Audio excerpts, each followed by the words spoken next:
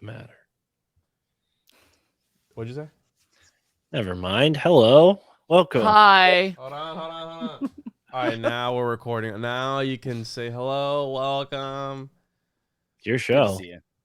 What's up, everybody? I don't know. This is gonna be. Want to do a SWAPCAST mark or something? I don't know. I'm gonna post it. Yeah, let's record. Boom. I'm into it too. Give me this. I'll do it. Boom. The first thing I posted in a while. Back with Xirtus. I always pronounce his name wrong, but he's used to it. And the One-on-One podcast and the My Family Thinks I'm Crazy podcast, combining forces like Captain Planet. We're putting our rings. A mega homunculus, dude. Peanut butter, jelly, your powers combined. It is because I'm up here in the Northeast, Juan's down south, and you're all the way on the West Coast. So I'm in the frozen, snowy beaches of California. It's very strange right now. It's snowing. Yeah. Not normal. Well, and I think recently there has been an uptick in anomalous weather, especially strange things in the sky. Maybe those have an impact on our weather system.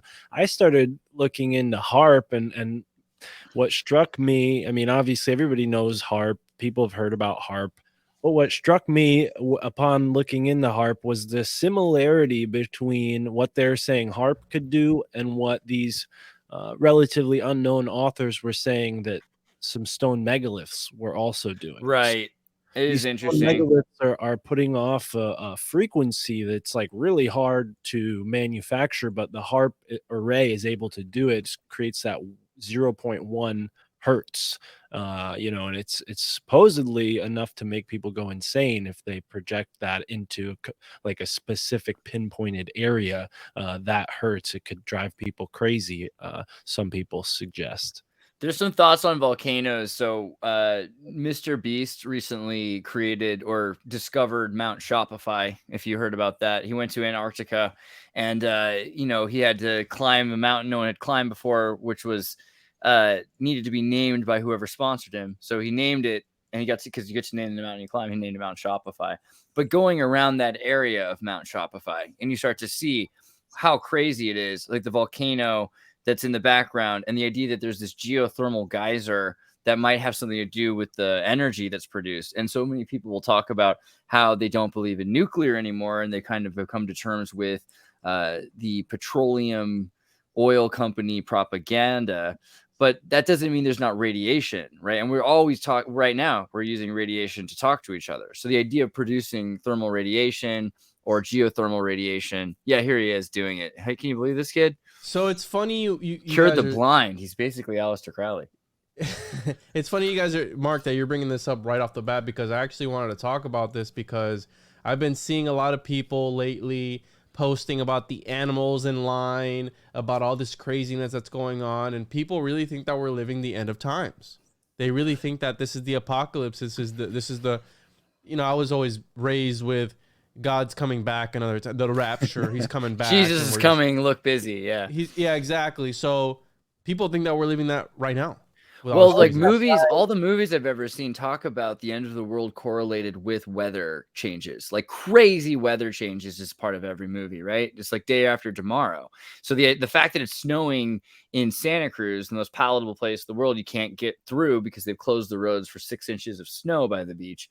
I mean, that blows my mind. But also these places that people move to, and you're like, why would you move there? It's horrible there. But you look back 300 years and the weather was different. So it could be that we're about to see some places that are super impalatable become very hospitable, and other places that people have lived for centuries that have been climatically pleasant become just torrential rain. I keep imagining, because I've seen some videos recently on ocean marine tornadoes, which it's slightly different than hurricanes, right? And the fact that you can have something that's that intense because of the heat and cold distribution. Well, that is what we're experiencing right now. We're having these extreme hots, extreme colds. And even if you don't think about HARP, you just think about the fact a water spout? I'm literally an entire tornado that can go across the water. It's beyond just a water spout. I don't know because I know that in Florida, you actually have water spouts, hurricanes, all these things. but there's something about a marine volcano that's like a specific kind of thing that's even bigger. I don't know what the difference is. Maybe they're the same, but I heard a marine volcano a marine tornado is bigger. But maybe it's just the same thing as a water spout. This is so synchronistic because, dude, my son, he just turned 5, and he's been asking the hardest questions to me, man. It's been like, he asked me today, what is the purpose of fog? And I'm like, oh, I don't know. Like, I don't know what purpose fog. Fog is water leaving the ground and going back into the atmosphere. I couldn't. But purpose is harder. Like, you can talk about the cycles of precipitation and condensation, but does that explain purpose? Like, that's even more intense. Yeah, and then he asked my wife the other day, he's like, why do volcanoes erupt? And oh my God. Asking like all these weird questions, like, okay, well, it erupts because of the magma that builds up. But he's like, well, then what's magma? Right? Like, he starts to ask all these other questions. You should start calling him Doc Ayala. He's going to be a scientist or something. He's going to break through and find out the truth. Did you guys see the thing on... You should always homeschool. Oh my God. But did you see the so Leonardo DiCaprio put out a documentary recently on the Wakari, I think it's called the Wakari volcano eruption. Did you hear about that? No. So dude, so type in WHAKAARI, Wakari, WHA. But basically WHAKAA, 2 A's more. Hold on. Yeah, something like, you'll find it. There it is. So basically, this thing went off, and there was I saw the documentary. Yeah, you did. Yeah. So there was like a group of tourists on a cruise line, and the thing used to erupt all the time. Then it was once every 10 years and every 3. And they figured that out the time they were there, and it erupted, and it was like 450 degrees, 200 centigrade, you're in an oven of a sulfuric steam for minutes. And some people survived, but not many. And a lot of people died. And just the most horrible possible thing you can imagine. Completely brutal. The temperature just went up. They walked up to the thing. They're like, oh, it looks like it's usually this beautiful color, but it's kind of white. There seems to be let's get our selfies. We better hurry up and get our selfies and move along. And then the thing just went. And there were 3 groups on the island, one right by the thing, one near the end of the thing, one in the middle of the road. The ones right by it, worst possible story you can imagine. A child made it out of his family. The other ones, a husband and wife, was very Pompeii. And then the group by the ocean, they got into the water, and then they just went down and dived underwater for as many minutes as possible while they tried to rescue them. And everybody was some pretty serious problems because it's basically boiling you from the inside out, right? Like you're baking. So yikes. Yeah, I did see this one, and I started watching the Nepal avalanche one, the earthquake when they were climbing Mount Everest. Mm-hmm. Yeah, dude, that's wild. Can you imagine? I mean, this guy was talking about how his skin was literally hanging off of his body from how hot, and like, it's just, I can't even imagine. What I want to know is why, when we were looking at the Mr. Beast video, why were they walking with gloves off? Like it looked like the wind was kicking up a bunch of snow, and the camera guy's gloves were off. I'm like, and then they're like, yeah, it just went below 20 degrees. That guy's hands should be instantly frostbitten, yet he's holding a camera. Like, I'm curious what's going on. Not if you don't have to replay the video, but I'm wondering if you guys saw that and have any thoughts about, like, was he in a part of Antarctica where there was like glacial heat or something, or like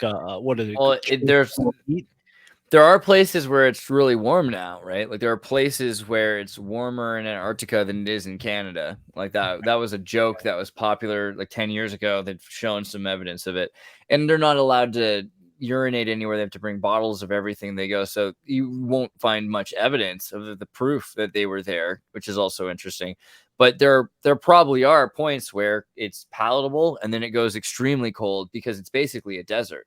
It's not as much of the desert as it was 50 to 100 years ago. There's more weather in Antarctica than there was 50 to 100 years ago. Why couldn't they pee there? What's the purpose of that? I'm going to just guess that it's some sort of United Nations like Lucis Trust white magic treaties thing, but they basically don't want them to mess with the environment, you know?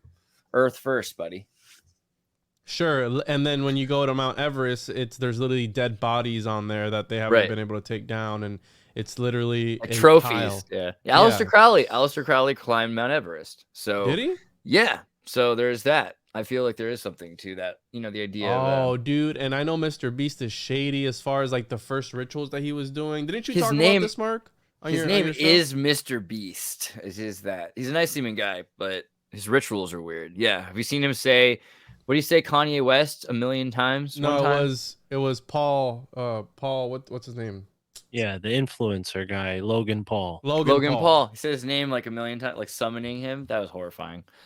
Yeah, God. No, I didn't. I don't think I talked about it. I think a guest of mine brought it up, and then somebody in the comments, or someone on Telegram was like, "How could you talk badly about Mr. Beast? He cured the blind." And I'm like, I didn't even know that. Like the guest talked about that. I don't know.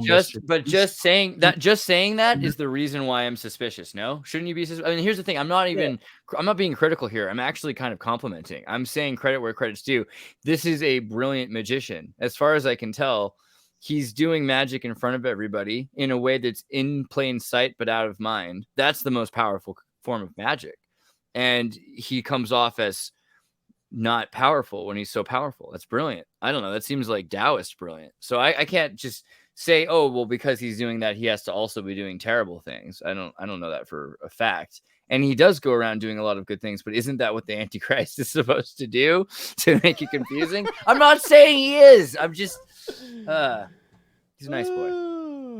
Wow. Yeah, it's wild. No, yeah, I've heard somebody talk about his logo. I think it might have been your guy, Mark, that he talked about the logo being the tiger with the lightning bolt and where did I hear this? I know I heard it somewhere. If it was on my show, don't expect me to remember it. I have a hard time deep. My guests say it goes in somewhere, but it's just hard to recite. I think that's interesting though when you think about how he did it. You know, people say he gamed the algorithm. Well, that is also kind of understanding how magic works. Giving money away, giving, the more power you give away, the more room there is to give you more power. And so he gets into a trend. So it's kind of brilliant and it's karmatic. And if he doesn't know it's magic, then I'm surprised, because he's been on Lex Friedman and he could very well be more he could be as simple as he pretends to be, but I just doubt it, right? Like it's kind of like the geniuses who make children's shows. He's just making a child show. He got on Logan Paul from that video that I just showed of him saying Logan Paul 100,000 times. I believe he made it onto the I'm gonna look it up now. But something happened where they either recognized him or he actually got on Logan Paul's radar because of that video. So it's almost like how you're saying, you attract it, you're putting it out there, you're doing ceremonial magic in front of an audience, pretty much. Yeah. And then you do these mantras or whatever it is, and bada bing, bada boom. Next thing you know, you're manifesting it, and now you're on top of the world. And if you notice, all his videos are like almost humiliating these people, like, haha, stay in this house for 100 days. And then part of that was like, let's take away stuff every week or every day until you have nothing left and see how long you can survive for money. And it's like, it's kind of Squid Gamey-ish, you know what I'm saying? It's kind of weird, man. It's kind of weird. I mean, but it's what people love also. So that's the other tragedy is like humanity feeds off this. This is the thing we're feeding to humanity because that's what they want to eat. You, me, Mark, we've all made shows. Those shows aren't as popular. So there's something about that. It could just be that people haven't all gotten the opportunity to hear from us. But it might be that people really like this stuff, or there's some reason why they're hypnotized by it so much. And I don't know. I'm not saying that humanity is just there's no hope, but we do have to consider that. It reminds me of when Obama ran against Ron Paul, and it was like the Truth Movement and the Obey movement, and it just seemed so obvious that the Truth Movement, you just tell people the truth, they're going to get into it. That's people, but no, Obey. Pepsi. People loved Shepard Fairey. They loved the aesthetic. Obey, that was what became. Obey was more popular than the Truth Movement. I'll never forget that. Yeah, and especially when you're some lizard politician, that it's not but they do tell you what you want to hear. Now, if they're telling the truth, that's a whole other thing, because they say a lot of things to get in that position, and then once they're in that position, they do absolutely nothing, or they do the opposite of what they've been talking about and campaigning about for the whole time, and then people kind of sort of turn a blind eye towards it and completely forget about it, and then we do it over and over again ceremonially every 4 years, and we do it over and over again, where we elect somebody 4 years, they're there for 4 years. We do all this stuff for 4 years, and then we do it again and again and again. The system never changes. And I'm talking about this because I just did an episode with Michael Wong where we talked about the paradigm shifting, the meta paradigm shifting, where as long as you accept this and keep accepting it and don't make room in your life in order to stop it from happening, you're not inviting a change in your life, a space for change, because you're always on top of it. But once you start to recognize that you're able to make a space for change where it's, whatever that change is, it's able to enter itself. But that's easier said than done, in my opinion, because it's everybody around you is indoctrinated. And it's like Plato's cave, the allegory, where you come out and you come back and you're like, hey guys, there's more out there. They're like, oh, get the fuck out of here. Get out of here. We're going to watch the shadows on the wall, and we're going to continue to do that until we die, I guess. And some people like being in there. It's secure for them, right? It's security. It's safe. They feel nice, and they like that the government caresses them every single night.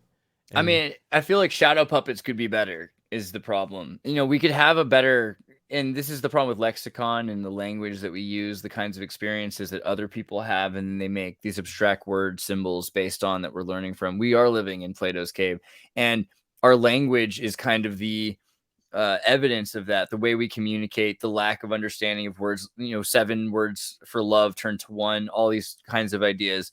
It destroys our ability to think in other forms than the words that we're taught we're allowed to think in. And this could be an escapable problem if it weren't for the fact that everybody who comes along and masters neurolinguistic programming or the magic of communication tends to use that skill to control it themselves. It's like never just, okay, now we're going to break free. And if it happens, people aren't as interested. People don't go to magic revealing shows as much as they go to magic trick shows. People like magic tricks. Again, it's just something about humanity that I could be wrong, but I seem to notice that. Otherwise, people would go more to see how to do magic tricks or something. I don't know. Am I wrong? So humans will just put up with it.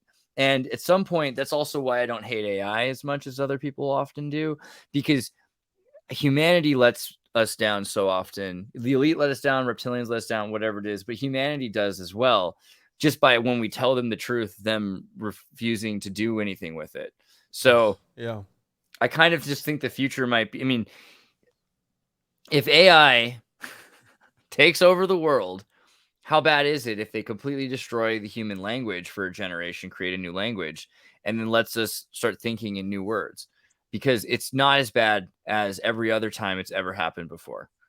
It's at least maybe as bad, but it's not as bad. Have you ever gone a whole show without talking about AI, Xirtus? Yes, but it's been a long time. So what are your thoughts? You kind of remind me of, and I was just watching the animated X-Men series, so forgive me if this is a dated reference, but you kind of remind me of Magneto the way you're saying that. It's like, if humanity fails us mutants, then we'll have to depend on only mutants. Thank you. That's exactly the better metaphor. I loved Magneto. I think Magneto gets a really bad rap, and that's kind of part of the problem. Off as a good guy. He's Professor X's buddy, and they end up, seeing things differently and become enemies. But one of them sees it from Dachau, right? I think is the perspective shift.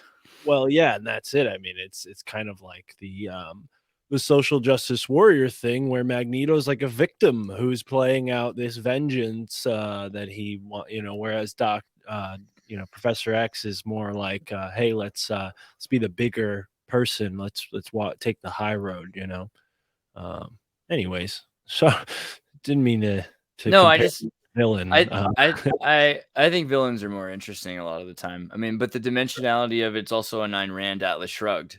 There's this idea of John Galt, and the X-Men are the former, like, where's John Galt kind of thing. They're the former men. So they're in the future. They're building this new solution, and you have this older oligarchy, which are not great. That's what we find from humanity, and it requires sympathetic X-Men. It's still going to be X-Men and X-Men. It's not humans. It's still, they still get lost in the crisscross. So I brought up AI because it's been on the crosshairs as of lately, right? With AI art and some people talking about. And I recently had Kaylee on, and she was talking about how Saturn's return is gonna do. And we were talking about astrology. I think astrology might be a little gay and fake, but that's just my personal opinion. My personal opinion. But the idea. Fake. Put that one in the quotations. Hold on. Fake and gay. Yeah, it's fake and gay. So we were talking about Saturn's return and how Saturn's going to be entering, and how that is the planet that controls materiality and time itself. And how she said that we're going to enter this place where we won't be able to decipher reality from fiction, essentially. And that makes sense because what's happening right now in our community? You got people falling for AI art of old world stuff. You're muted, Xirtus. That's already been a problem because people were already falling for any fake news memes in the 70s and 80s. People would fax each other pictures and put stuff up. National Enquirer is kind of the second and third generation of this idea that, hey, we'll put some truth in it behind the fake picture so that way we can get the information out there, but people will still think it's fake enough that they can sleep at night. And I think we're seeing this with Facebook. Is this true? You know, this has been fact checked. Was this the Bat Boy people? Right. Bat Boy. God, I wish I could remember. I feel like, Mark, again, you had a guest that talked about this, but there's some weird truth to Bat Boy and to the genetic modification story. Well, maybe you're going in a different angle, but Lon Strickler talks about how there are humanoid owl men that fly around Chicago. That's what I thought of when you said that, but maybe you're thinking of a different episode. Still, it's a nice thought, you know. Yeah. I was trying to figure out how to play this for you. Let me see if I can get this to work. Audio hijack. Hold on, but keep going for a second. Obama appoints Martian ambassador. Flying cats terrorize. So I was just in Tennessee, and apparently I was in a dog man sighting hotspot. Now that we're on the Bat Boy talk, and there's something weird going on in Tennessee. And my fishing guide, he was talking to me about how he's seen portals and he's seen things come out of them. And we were allegedly on a river that he's seen Bigfoot like 3 or 4 times. So he took us fishing on this river. We were fly fishing where he's seen Bigfoot and dogmen. And I think, isn't Tennessee, Oak Ridge, the home of the Manhattan Project or something or other around the like that? Are you talking about the Red Oaks Arsenal or something like that? No, I have Oak literally Ridge Arsenal. Because the Manhattan Project, I'm pretty sure, was at Los Alamos, is where they did like the testing. No, so Manhattan Project National Historic Park information. It's in Oak Ridge, Tennessee. Did you get an echo? Yeah, dude. You sound like a Magneto. Whoa.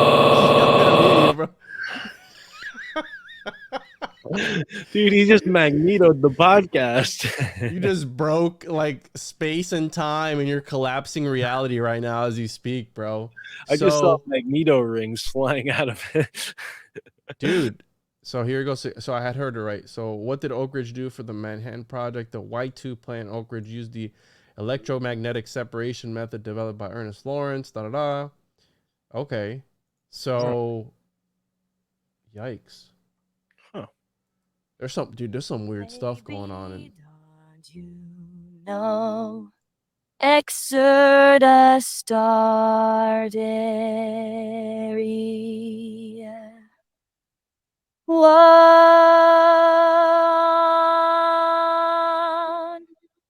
on one podcast,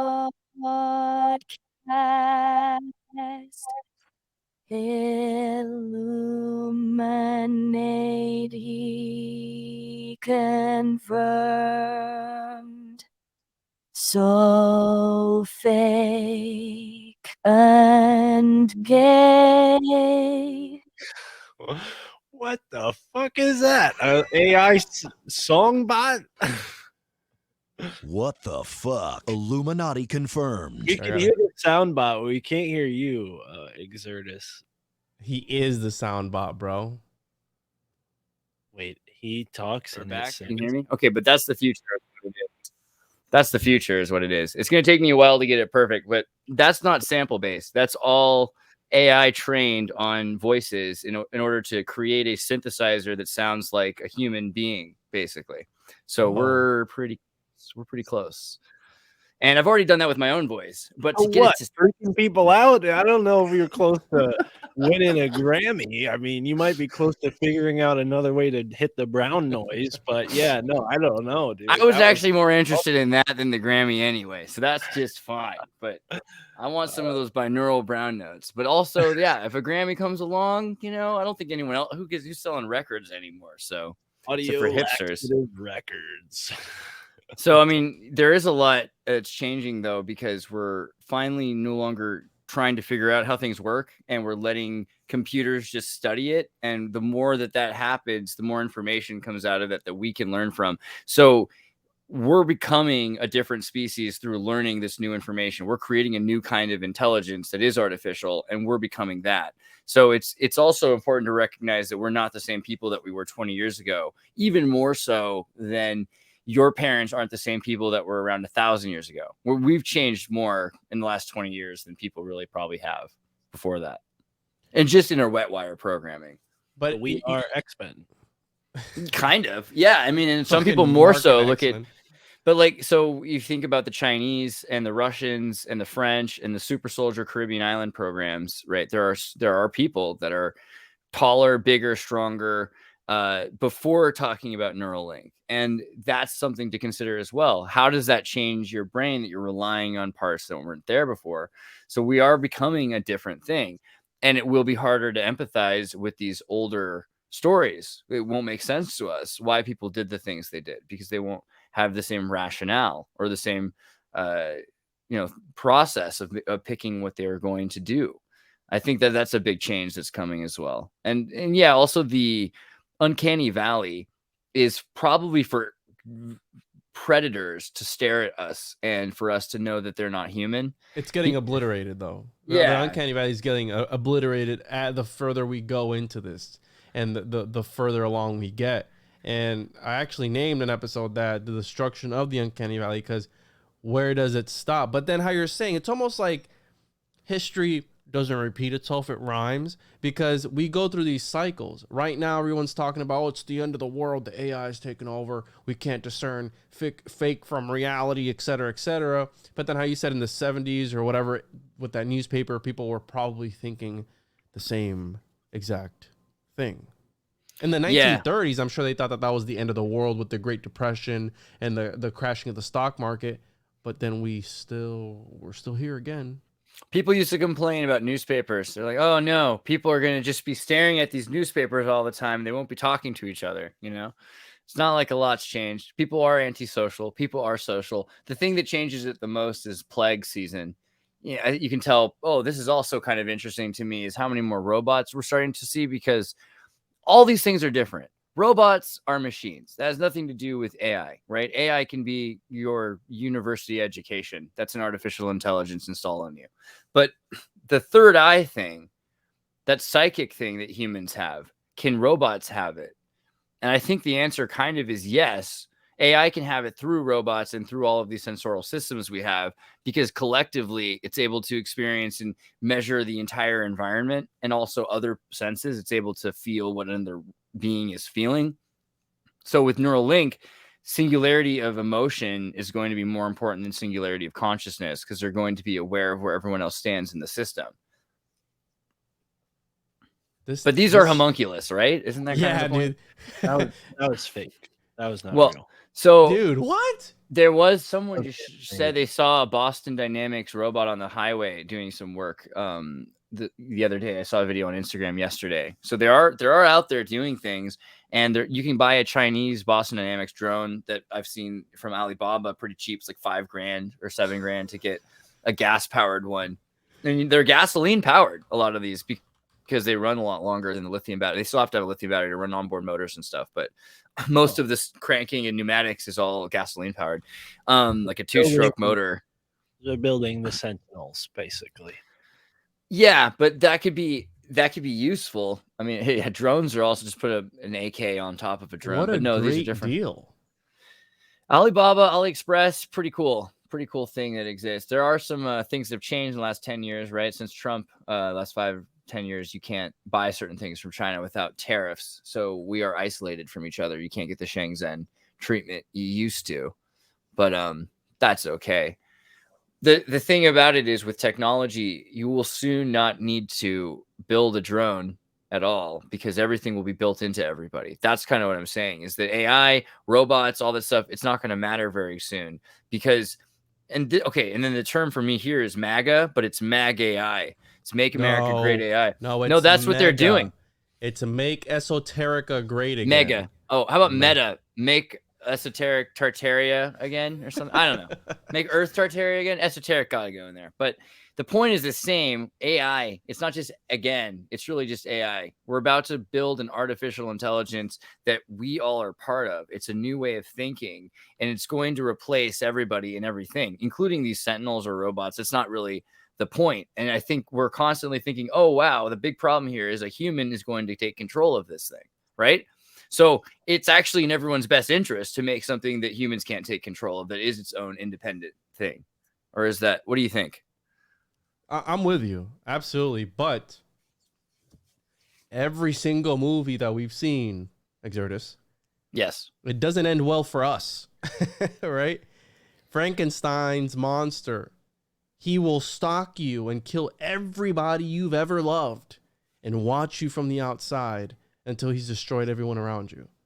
So, I don't know. I think that there's deeper truth. What's up with the faces, Mark?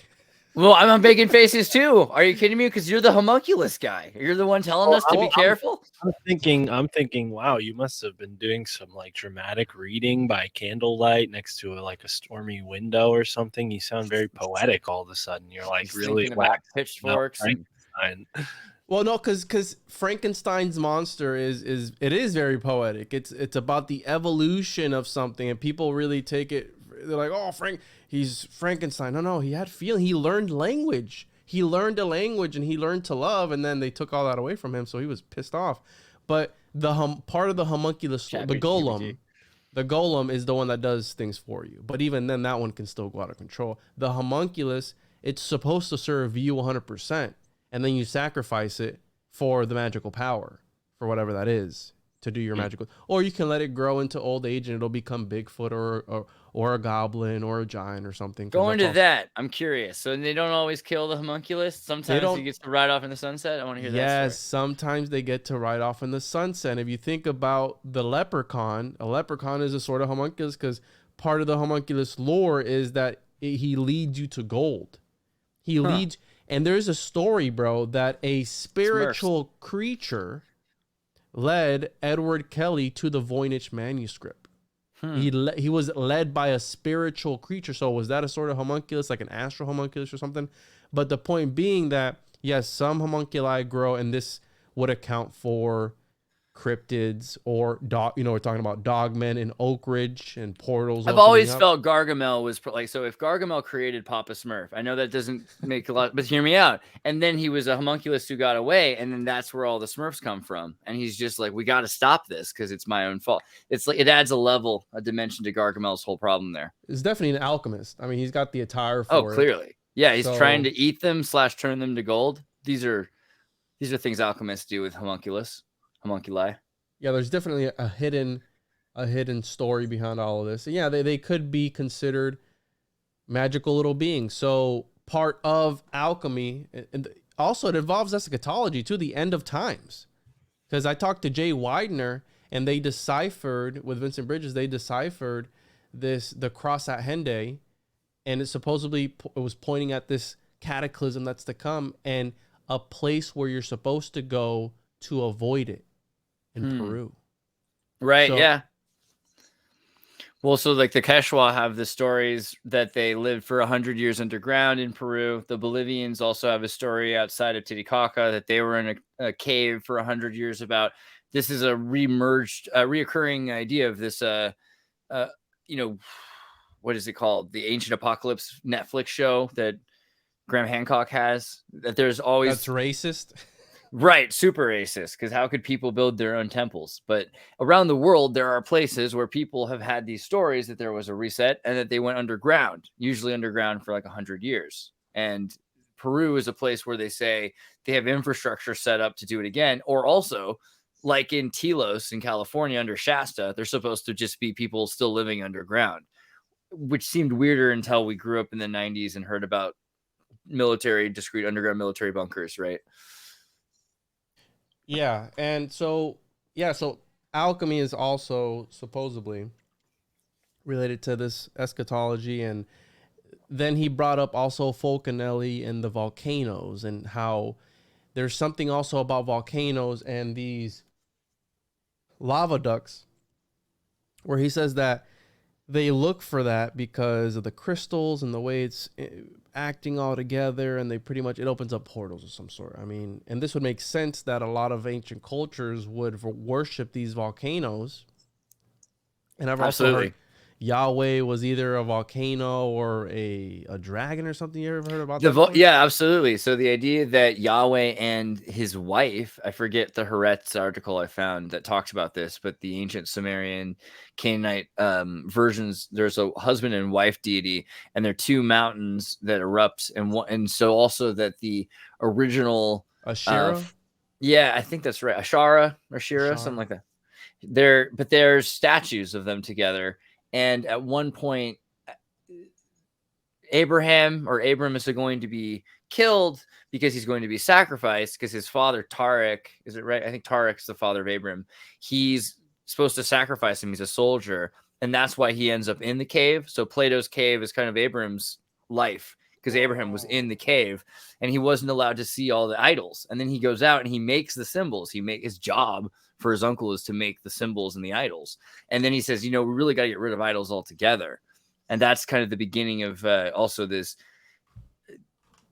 monotheism, but it's not really monotheism. It's henotheism, Heno, which is the idea. So if you believe that there are many gods, but one of them is the greatest God, or your God, right? Mm-hmm. So do not have other gods before me. Kind of it implies there are other gods. It's just that this is the one God. So you should only worship this God. At least you should. And that's henotheism. So Christianity, Judaism, Islam are really henotheistic. Islam can sometimes have sex, and so can fundamentalist Christians that have deviated from the fundamentals, but technically they're not monotheistic. And the idea that Abram's cave really emerged, this idea that we remove all the symbols, that comes back to that idea that they were forging these volcanoes were used to forge metal. They were metallurgical, and they had a copper period before the bronze period, which we constantly are trying to explain away.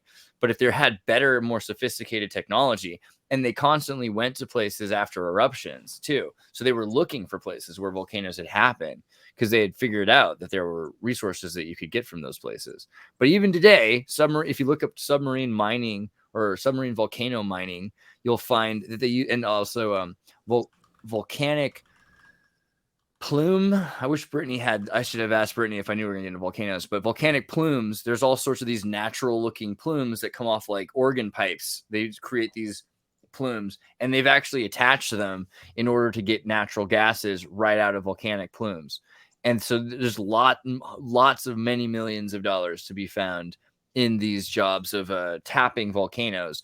And if you go on Google Earth, you can type in, I think, probably volcano mining or find the names of some of the companies. They have these rigs out in the middle of the ocean, which is just this square kilometer that's just straight down to the ocean.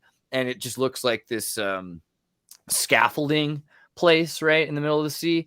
But if you go down underneath it, then they have these abyss like James Bond villain looking underwater construction sites with apartment buildings and working infrastructure.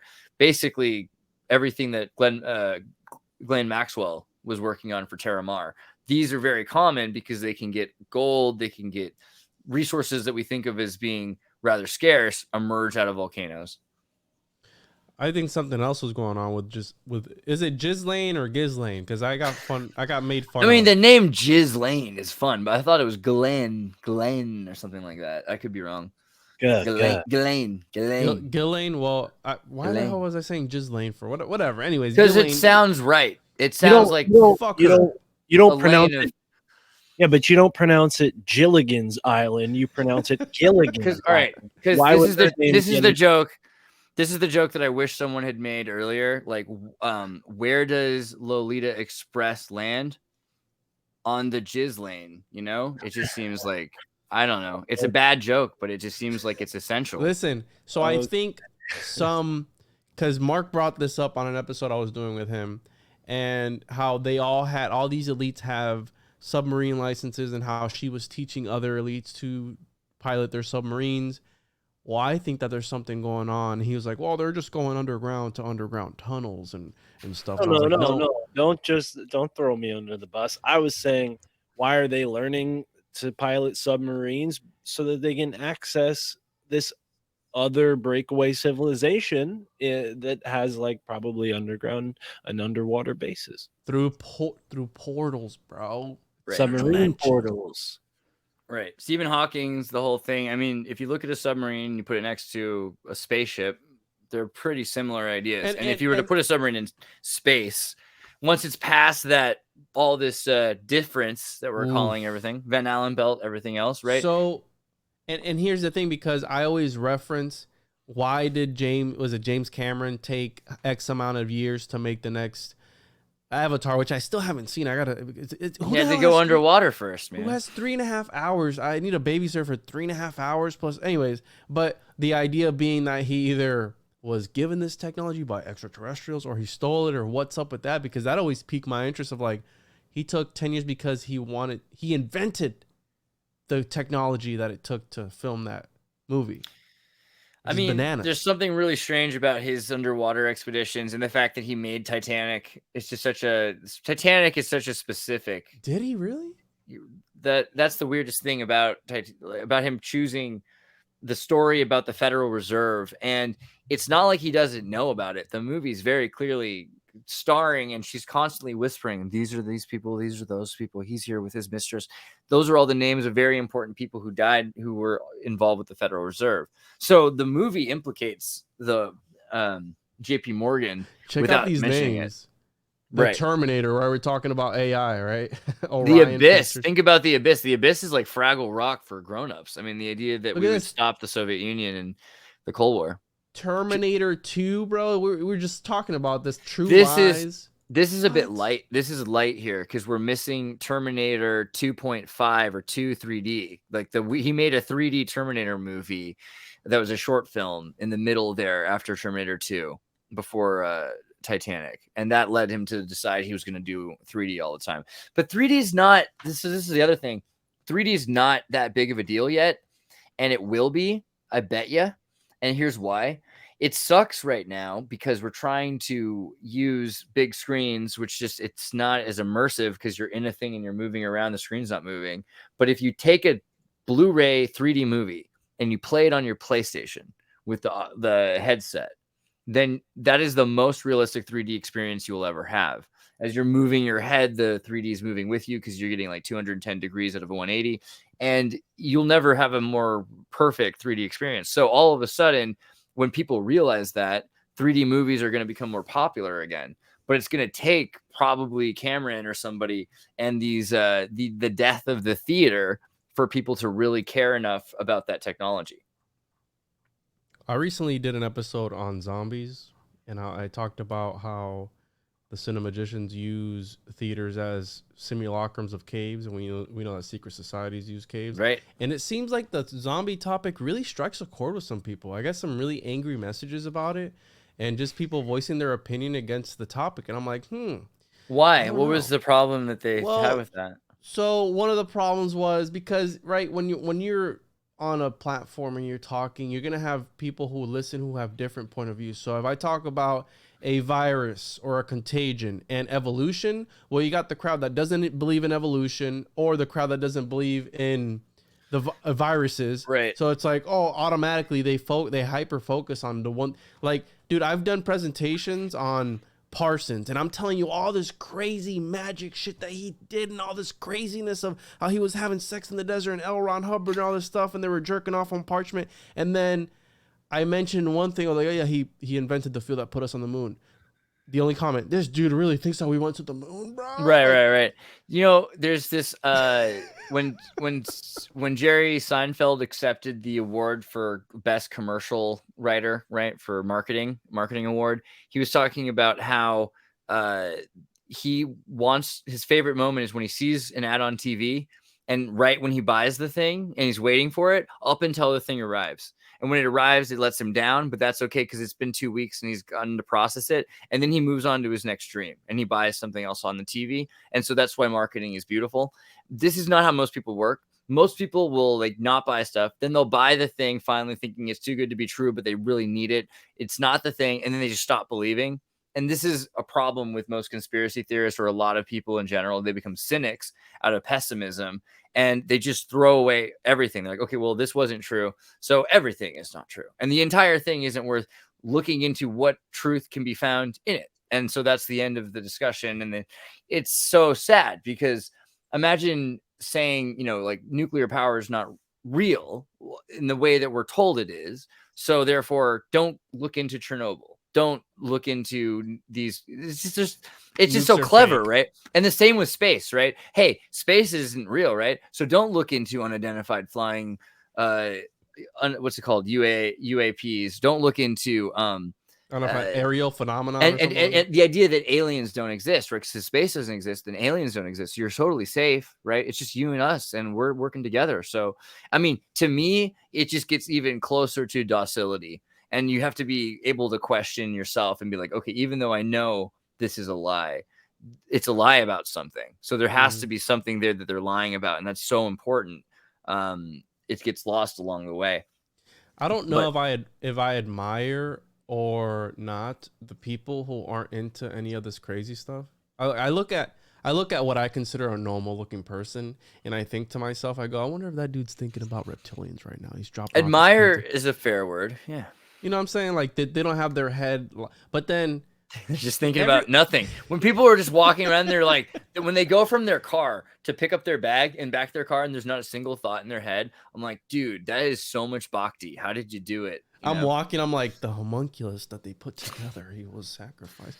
And I am, you know what I'm saying? Like people who live, like I heard somebody compare themselves to Patrick Starr the other day, where he lives under a rock. He doesn't watch news, doesn't care about anything. It's like Patrick Starr's happy, right? I mean, relatively happy. He's very happy. He's kind of dumb though, right? Ignorance is bliss. I mean, but that's the thing. So you could say, vaccines, viruses aren't real, so I'm safe. I don't have to worry about anything. I could say that evolution isn't real, so it doesn't matter what I do for my day-to-day life and the choices I make and the people I breed with and whatever, right? Like it doesn't matter because evolution isn't happening. Nothing's happening. Choices aren't happening. There's no evolution from one moment to the next, like at all. There's how far you take something. Do you you can agree with me that the way you were taught in school about, okay, but in school today they're not telling you come from monkeys. That's not a thing anymore. What are they saying nowadays? I love this also because Planet of the Apes, I just recently rewatched Planet of the Apes, like the original and the new reboots with James Franco, which I thought were underrated, actually. I kind of liked them. But I did too, Loki.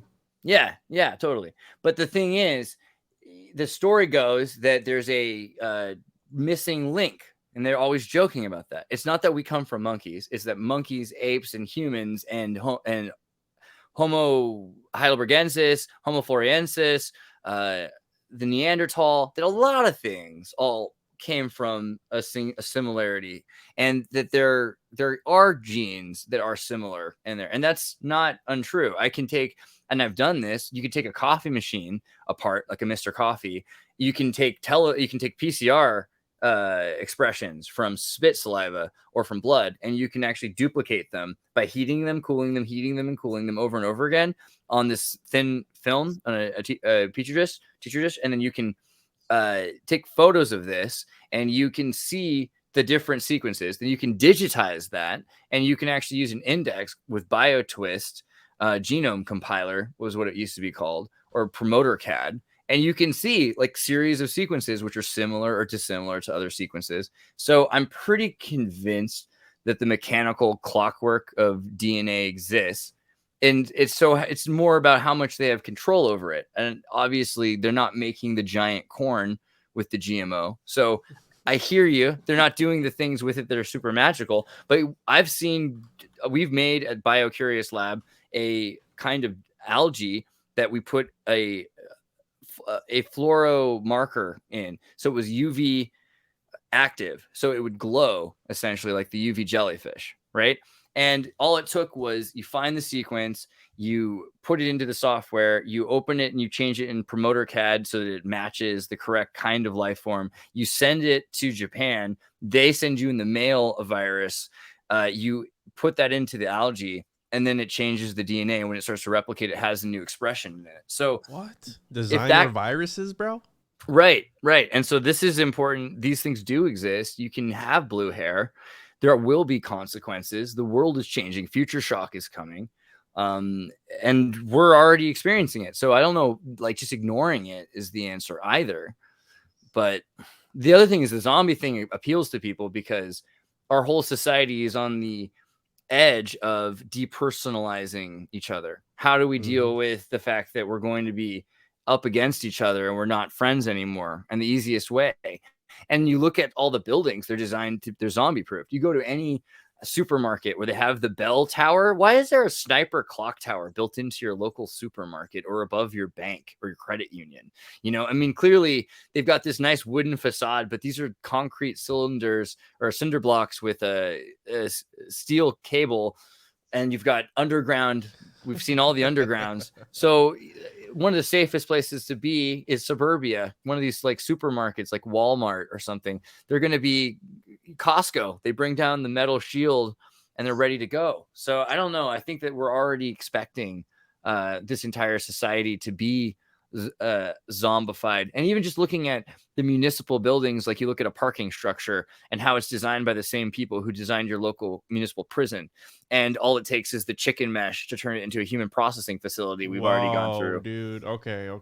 So the Greyhound. I forgot who I was listening to, but I think it might have been Tony Merkel's show or somebody where they were talking about how when the Causeway Cannibal here in Miami happened, supposedly they overheard the cops talking about like, hey, no, it wasn't even drugs, it was something like it was something else, right? And I think that by these cinemagicians creating these chimeras, which that's essentially what movies are, they're presenting these fiction, right?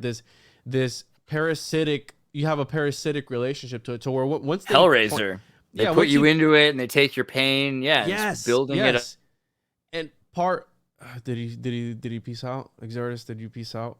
I was about to say something really cool, bro. I need you to hear this. Say it. He'll be back. We're here. So the reason why people in the 1930s and the reason that movie theaters stayed alive, for lack of a better term, is because of escapism. And what it is people would go to the movie theaters to escape this reality of the hardships that they were going on during the Great Depression, and they would live through these movies, through the actors that would portray these lavish lifestyles. So it makes you think why, when this whole thing happened in 2020, why the theaters never went out of business, and it was a meme, right? And we have the idea of memetics and how things are spread through culture and through society and all these things, and that triggered people, bro. Like there was people triggered about that. Like, no, that's not true, bro. And they're just angry. I'm like, dude, you're playing the part. I mean, this is all, I think, part of the and I don't know if it's a sinister agenda or not, but I think it's whatever you make it. It could be sinister if you want it to be sinister. And I think that's also another problem with the conspiracy realm, which what we're facing right now. I've literally had people texting me about how it's like, hey, dude, the world's ending, man. And they're making predictions and they're doing all this stuff. And I'm like, I mean, I don't know if I would go that far as to say it's ending, but are some hard times coming along? Absolutely, but I don't know if it's the end of times. So, Xirtus, what did you hear, bro? Because I talked about how escapism in the 1930s helped people escape from this reality through the movies, and that's part of like a mandala. I have a book somewhere I want to grab. I'll have to find it next time. It's about Jesuit staging, and it's like you said it, not me. Yeah, but you were talking about this is what the theater system is, and the movies really more than anything are Jesuit staging. You go in and you imagine it through the role of each of the characters, and you can watch it again and think of it through the role of the other character, and it's pushed even harder by Jesuits than anyone else. For instance, the idea that there's no small part in a story, right? That kind of theatric is considered to be objectively better storytelling, but it's really just Jesuit storytelling. And what did Shakespeare say? The world's a stage. All the rules of stage, men and women are simply players. So everything is a dharma, right? So it's also something the Veda says. So, I mean, we're playing our dharmas, and there are roles that we play. And it's kind of funny how you could be like, how did this person do this to me? How could anyone ever do this? And then very soon the universe puts you into the position where you're doing the exact same thing, only you're doing it and you totally understand how. Okay. Oh, that's how, huh? Weird. I didn't even feel that bad doing it. I thought that I would, oh, weird. The universe does that to us all the time. Right. And I think Jesuit staging is designed to convince us on one level, on a very simple level, to believe certain things, to logically understand that this is a weaker argument because the versions of us that are thinking these thoughts, we have emotional characters, and those emotional characters are measured by their rhetoric. And then eventually the more funny and more entertaining and more captivating and impactful character wins and that becomes the logic, and the more people who agree with it. And that's not a new way of convincing people to believe in something, right? But also theater is designed to, like, the Pope got up and started clapping when he saw Kubrick's 2001: A Space Odyssey and said, this is someone who truly understands Jesuit metaphysics. The idea of film that is that true? That's totally true, right? And so these kinds of things happen because they're trying to tell us what we're supposed to believe. They have an abstract understanding of that, though. It's not always very logical. So the movies are the other side of it. Isn't just teaching us, the cowboy wears the white hat if he's a good guy or whatever, the black hat if he's the bad guy. The lessons become more like Hellraiser or these other films. They're creating this energy that you put into it. An egregore. And that is it's also, I mean, I want to compare it to the Horcrux in Harry Potter, but it's a magical talisman because you're putting your energy into it, and you're putting your fear and your fright and your Shrek. The Shrek is also, as you find with Satanism, Anton LaVey's daughter changed her name. She's no longer Xena LaVey. She calls herself Xena Shrek because she married, I forget his name, something Shrek, who did like the ogre? Right, but the ogre name comes from the German word for fright, or Yiddish word for fright. And the book, even, which became the movie that Spielberg bought the rights to, was written simultaneously to Shrek's interviews with Charles Manson. So there's this idea that there's an emerging Discordian subgenius alternative to Satanism that's aside from Michael Aquino's Temple of Set, right? Because Temple of Set is Satanism without Jesus, and we don't need Jesus if we're going to be Satanists, right? They're trying to be Egyptian and get rid of the Judeo-Christian allegory. It's very New Age, dude. But so because slow down, because you do this. You like boom, boom, boom. Okay, let's take it a step at a time. Calm down, little homunculus. We're gonna get there, bro. Okay, the little train that could. So you're that one. This is Shrek the Satanic Fairy Tale, really? What? Is this why you made a Shrek video one time, dude? Totally. Well, that was also mainly because I like Smash Mouth was the reason I did that. But it all is that's the answer in a lot of ways, what you get out of that video. Dude, there's articles, like scholarly articles written about this on JSTOR. What? Yeah. I mean, when you find out that the band Cake, that cake is Aleister Crowley's witch cake, but whatever. The thing is, with Shrek means fright, and getting to the primordial fright is the child's fright, is the more true, they think, truth. It's the truth that is emerging from the Tao rather than our overanalyzed theocratic understanding of it, which might be too generalized and might be including misinformation. So they're arguing that every time it happens, the noble Tao is not the eternal Tao. And so we need to focus on the contemporary fright, the contemporary instinct of the child. And that is emotion. Is And this that the guy is you're talking about? right. Nicholas Shrek. Yeah. They're no longer married, Xena and him, but they were, and she kept his last name. So that also says something about the name magical. itself. Yeah. Right. Whoa, dude. She is interesting. She's an interesting lady. And, you know, to imagine.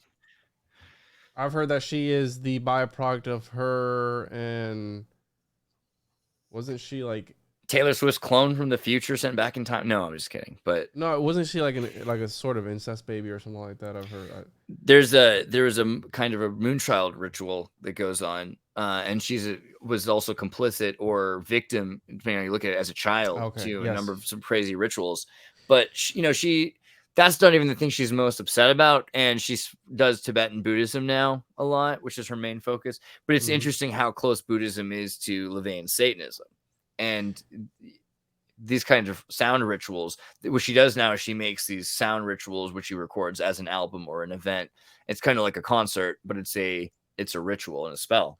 Yeah, but the East powered the West. I mean, they got their ideas from somewhere, especially so Tibetan Buddhism gets a lot of its ideas. It's funny because people think Tibet, China, it's got it from India, but really it's the African or the Egyptian Sumerian, like the Ptah-hotep books of Setian magic that make the Tibetan Book of the Dead and the Egyptian Book of the Dead are correlated. And it's very interesting that we don't make that correlation, that it's not a very, Sino-Asiatic religion necessarily. It is Indian and it is African. I wanted to talk about, so back to James Cameron, because I pulled up the video here of I just point out that it's weird that you guys both separately mentioned books that I partially was near this week. The Voynich manuscript, which is in New Haven, and the book, a copy of the Egyptian Book of the Dead is also in New Haven. I was just over there yesterday in the manuscript library. Is it at Yale? Is that one at Yale too? Yeah, and remember that guy Chad Stempke who talks about the Stargate portals? So apparently the same architect who built the Stargate portal in Detroit built an underground sculpture garden right next to the memorial the rare book library at Yale. I just found that the other day too, which is interesting because it's basically a portal in white granite built underneath this under the ground level next to the library. So, okay, all right. This is we're okay. I want to run something past you, Xirtus, because this relates to the Voynich manuscript. Portals at Yale are totally possible. Okay, but hear me out. The idea that the Voynich manuscript, as you read it, you experience some change within you, because they say that some people say the pages are made of poison or something, ink, whatever was used, something like that. That's the plot from the Care Bears movie. If you read it aloud, it comes alive. No, but really, I think it's probably true. So it relates to that, because I've dubbed this interdimensional literature, because there are books, quite literally. I mean, look at the Holy Bible, whichever version you want, that shapes people's realities. Because we've talked about the paradigms and being essentially a reality tunnel of some sort. And if you're not shaken from that reality tunnel, you're not going to ever exit. So you are in Plato's cave in some sort of weird way. But the way that all of these books of antiquity have shaped society today, have shaped religions today, we are still talking about things that, let's be 100% honest, we don't know if they happened or not, okay? You have the Mahabharata and the Bhagavad Gita talking about epic wars and lasers and nuclear weapons and brother and the blue people and the Vimanas and all. Do we really know if that happened? But yet people will believe that and quite literally die for those beliefs because they've been solidified in these books. You know what I'm saying? Like it's something about, and I heard an occultist tell me that vowels hold existence together, and that when it's written down, it's solidified in the ether. I'm usually pretty convinced that people talking about things mean that there's something regardless of it's the thing that we're talking about, something is being talked about. There's a lie. That means there was something that the lie started about. It could be a completely different story of telephone game by the time we get to it. True Lies. James right. Cameron made the movie. Yeah, that's a good point. So like, I get the feeling that if there were giants or advanced civilizations and that they had flying ships at some point, that the stories could make it. And at the beginning of Reign of Fire, that movie about the dragon, he's telling the story from Star Wars to the kids, right, to remind them what it used to be like. And it's this legend of, you know, a long time ago in a galaxy far, far away. So we do also take a story and we encrypt in the story something, but also by encrypting it, people change parts usually that don't matter. So you can change it from a young white boy to a black teenage girl, and it's fine. That actually doesn't impact, believe it or not. Like, that might only upset the demographic without destroying the metaphor, and it might make it possible for the metaphor to go to a new person. So it's totally fine to mess with stories in certain ways, because the deep-seated truth might make it on. And I think that could be said about the Veda. The Veda has so much data that's accurate about so many things, about metrics, about math. The things we have today still, though, like nilometers and algebra, that kind of prove that there were things. We have these weather patterns that exist. That's all that we can go on. And who's to say anything happened ever before? But I'm more inclined to take that than just say that we just were born today. Although simultaneously, I believe basically everything is happening right now. So anything in the past is probably happening right now anyway. And they're all correlated because we need them to be in order to make our processes. Yeah, it's what Joseph Campbell's A Hero with a Thousand Faces. Essentially, every story is the same thing. They just change up a little bit. It's alchemy. I mean, they have the formula down. They just add a little plot twist in here, and there's nothing new under the sun. And you know, they just switch it up. Yeah, absolutely. I've thought about that before, and how you can believe that. I believe that stories are interdimensional in a way. There's the exoteric and then there's the esoteric. You can either choose. They present the exoteric bullshit to the masses that they're not going to know how to decipher it or read between the lines, but the ones in the know, the ones that are paying attention, are able to extract that esoteric knowledge from it. And I mean, that's alchemy. You look at the pictures, they're cool pictures, but then the initiated know about their deeper meanings, and they're able to extract whatever is being portrayed by these pictures. And I mean, True Lies, right? That's funny. I have the video pulled up here of Cameron going into the bottom of the Mariana Trench, and it reminds me how you talked about the submarines being similar to rockets. And I mean, what a better way than to like flaunt in people's faces, like, oh, well, you can't go to the space. Well, you also can't go to the bottom of the Mariana Trench. Right here he is getting in his little submarine. Picard, Jean-Luc Picard's based on an actual submarine. Well, there's a guy who went up highest, and then his son, I think, went deepest in the ocean. And that was, I think, Cameron's goal, was to go deeper than Picard. Oh. So there is something about, you know, it's constant. And also, you know, Star Trek calls their boat, their ship, the Enterprise, which is based on the HMS Her Majesty's ship, Enterprise, the Queen's boat. Oh, so it's Titanic. Of course. Mount Everest, and then the bottom of the trench. Wow. So do you think we went there, or do you think it's fake too? I'm all about the trench, and I think that I don't know about we, but I can see Cameron going there for sure. I mean, not, you know what I mean. Somebody called me out for that too. What do you mean we? You didn't go there. You know what I'm talking about, bro. But that's what, Mark, what do you think? I mean, any reason why he would fake this? Like, why not just go to the bottom of the Mariana Trench? Isn't that exactly what living your life is all about? Trying to accomplish things like that, good or evil?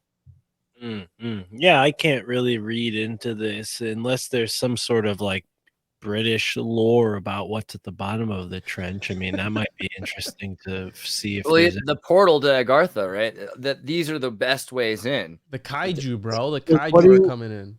what did the person who discovered the Marianas Trench like say about it? You know, that'd be interesting to know. I don't think it was faked. I mean, I live in Connecticut. We're like famous for submarines, so I've seen submarines. Really? I know they're real. Yeah, the inventors of the submarine were in Connecticut. Like the first guy to make a working submarine. It was called the SSH something Turtle, and it was used during the Civil War. It was basically like a barrel with like a pipe going up to the surface, and one of those like, you know, looking glass things, periscopes, right? So, you know, it was very rudimentary. But it's funny, the Native Americans did the same thing. They would use a reed straw and float themselves underwater past enemies if they needed to. So there's some logic that says maybe they saw that and said, that's a pretty good idea there. You know, let's create something like that.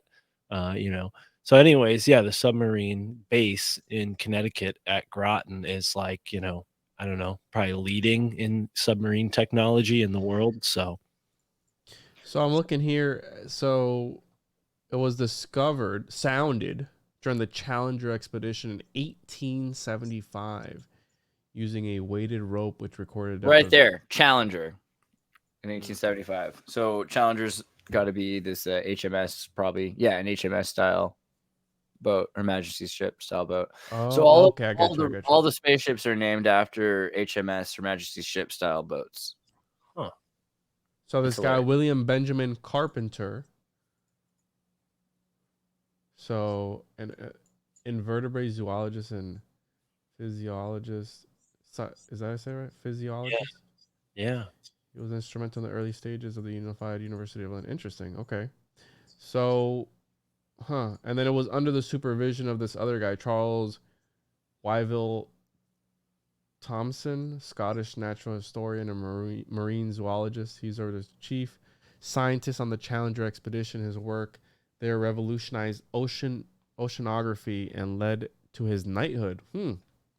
Also, look at Guam. Look at the flag of Guam when you have a second, because it's just north of the Challenger discovery spot, and the flag is the look at this. I thought it was near England.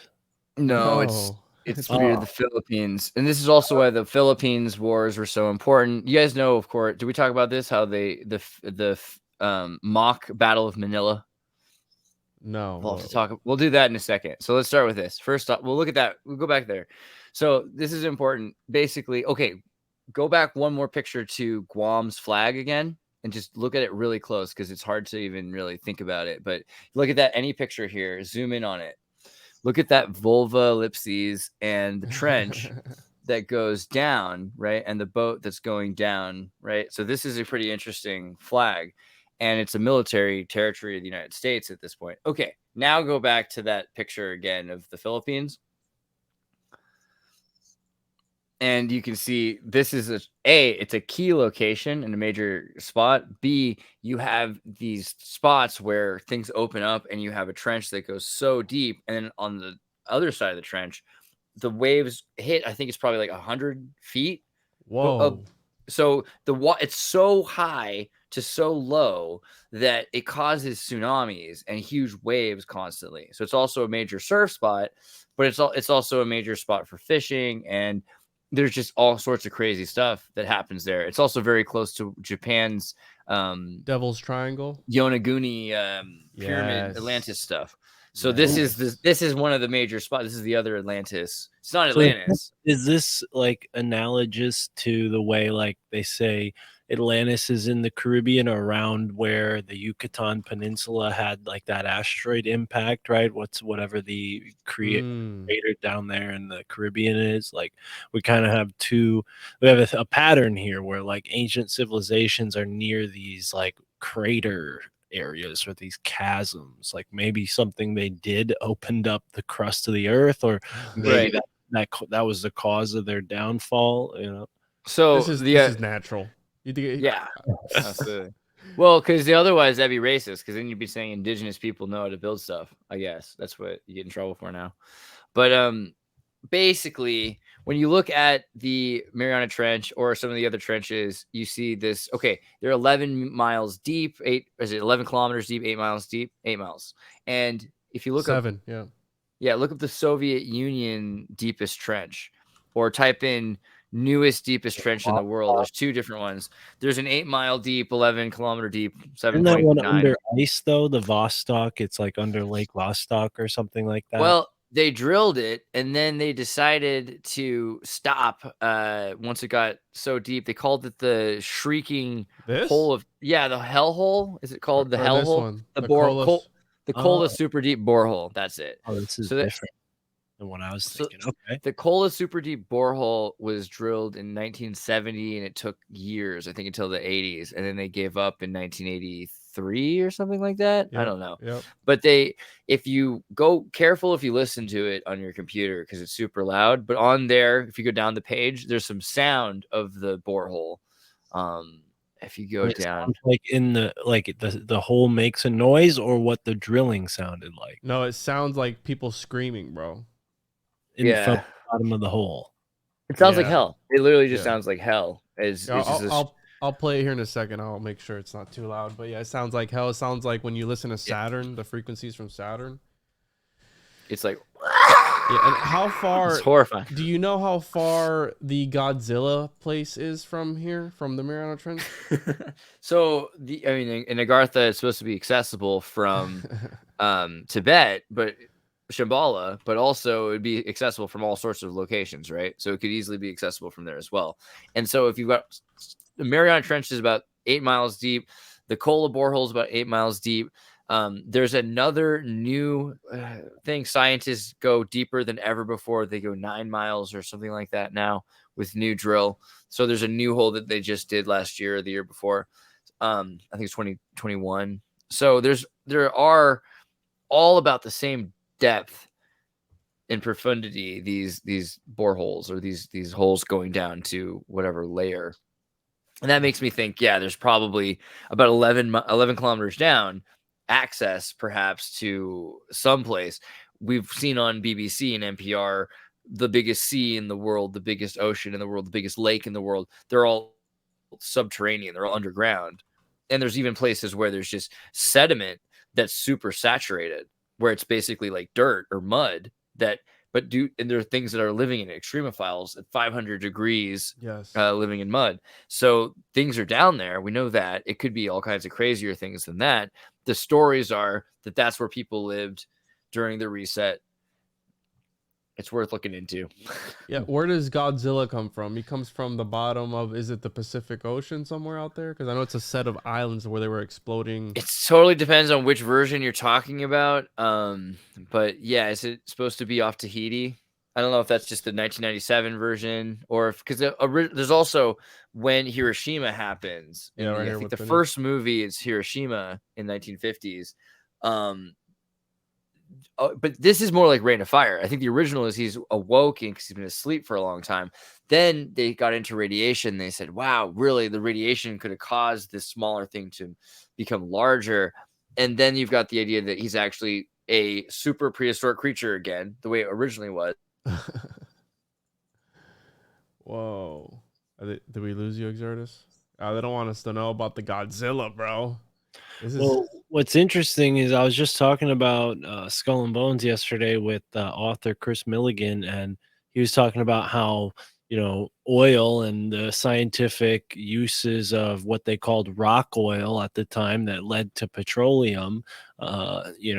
This is all coming from the same people that basically studied the dinosaur for the first time. That's where that whole fossil fuel connection possibly comes from. And we're talking about dinosaurs being like radiated by, and mutating and things like that. I mean, it's interesting. It's far-fetched, but I think there's a certain logic in like the creation of the dinosaur epic story, and like the people who funded the great reset, the World's Fair initiative type, like resetting how people thought about the world. Dinosaurs were a part of that. Oil was a part of that.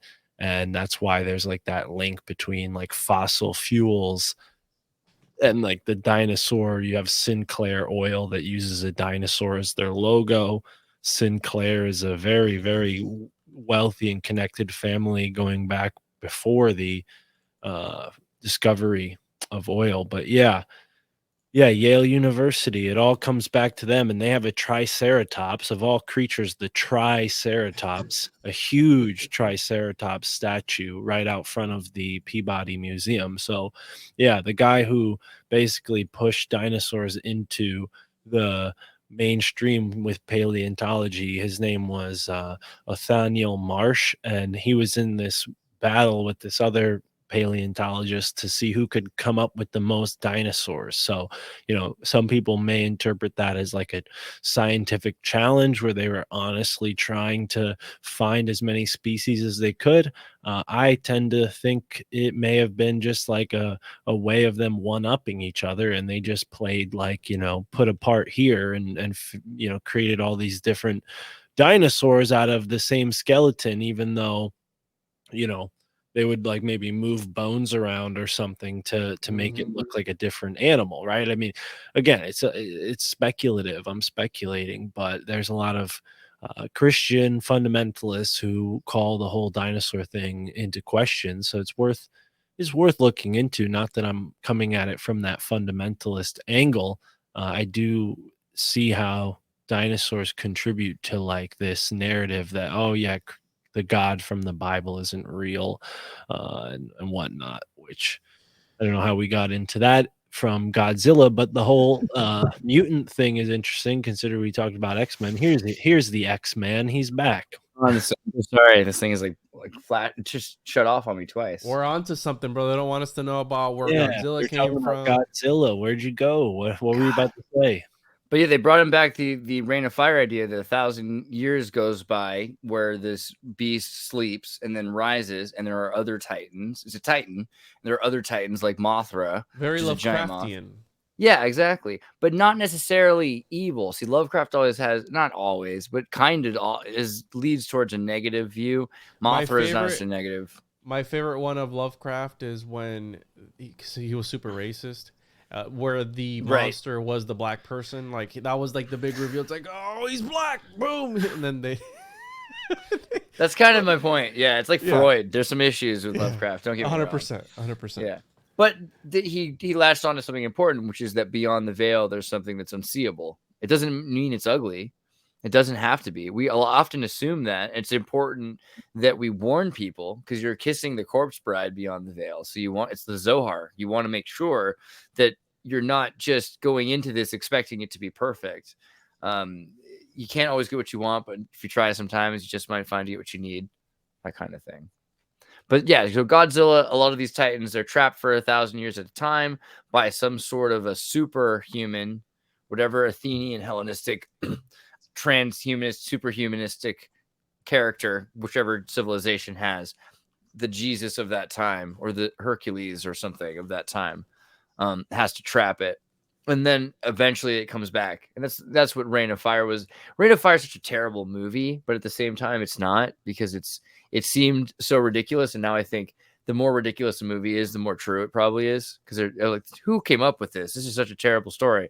Probably just because that's just what really happened to people, and they're just reciting it. Can we name the episode "Kissing the Corpse Bride"? I feel like it's relevant because I like it. We've unveiled, right? We're unveiling the whatever this reality is that I don't even know anymore, but talking about just different aspects of it, right? It's a long wedding because you have this process. At first you're, is it Isaac in the Bible? No, Jacob, who sleeps on the pillow. He marries the girl 3 times. He marries 3 sisters.